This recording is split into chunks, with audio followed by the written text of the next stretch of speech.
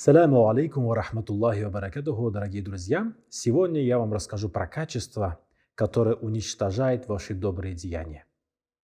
Об этом качестве пророк Мухаммад алейхиссалату вассалям упоминает в хадисе, где он говорит: «Аль-хасаду та'кулю хасанат кама та'кулю нару аль-хашаб». Ау кама каля. Пророк Мухаммад алейхиссалату вассалям в одном из изречений говорит: зависть поедает ваши добрые деяния, подобно тому, как огонь съедает дерево и оставляет после себя пепел. Как раз качество зависти, оно изнутри человека поедает. Поедает до такой степени, что его добрые деяния, его доброе нутро, доброта, она начинает уменьшаться. Я вам приведу пример человека, который долгие годы находился во внутренней борьбе со своими внутренними страстями, внутренними негативными моментами. И один из таких сильных, болезненных моментов для него – это была как раз зависть. Он сам не понимал, откуда она появлялась. Это как выражение есть. И так все было плохо, сосед купил новую машину, еще хуже стало.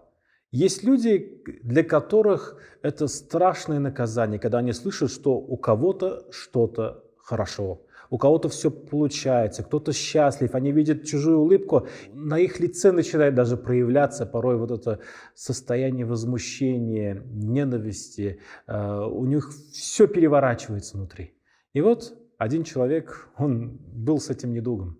Когда он слышал, что у кого-то что-то получилось, кто-то купил новую машину, сделал ремонт, приобрел квартиру, у него на работе все хорошо, и у него порой пропадал аппетит, пропадал сон. Он почти 3 дня мог находиться в состоянии злобы, ненависти, не было настроения. И он встает на намаз, начинает читать молитвы, и он понимает, что это плохо, что это не есть хорошо, и он постоянно просил у Всевышнего, чтобы он избавил от этого негативного качества, чтобы он смог очиститься. Он никому не мог сказать, кроме как Всевышнему Аллаху Тааля обратиться к нему. И Всевышний Аллах Тааля после многократных молитв, а молитва, она очищает человеческое сердце, очищает от негативных его проявлений, Аллах Тааля принял его молитву. И вот в один день он пришел: «Хазрат, я очень сильно радуюсь», он говорит. И когда он объяснил причину своей радости, что когда он услышал, что знакомый, у него получилось по работе что-то, и обычно он, наоборот, расстраивался, и тут он понял, что обрадовался. Обрадовался подобно тому, как вот это счастье, этот счастливый момент произошел бы в его жизни. У него настолько поднялось настроение, он настолько искрил своим счастьем, у него глаза блестели. Причина этого счастья, как будто она произошла в нем самом. И это повторилось несколько раз, и он понял, что он избавился от этого негатива. Дорогие друзья, есть 2 вида зависти. Есть белая зависть, есть черная зависть.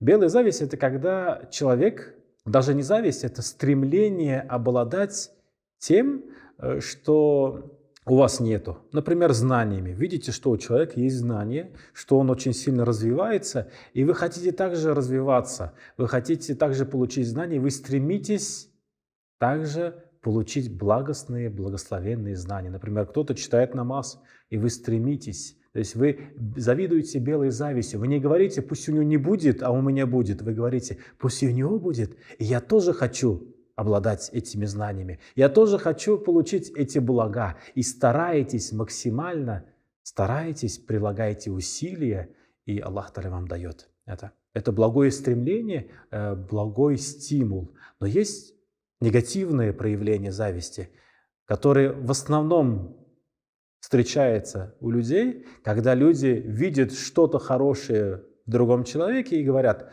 пусть у него не будет, а у меня это будет. Вот это как раз то качество, о котором упоминает пророк Мухаммад, алейхиссалату вассалям. Пусть Аллах Тааля убережет нас от этого негатива.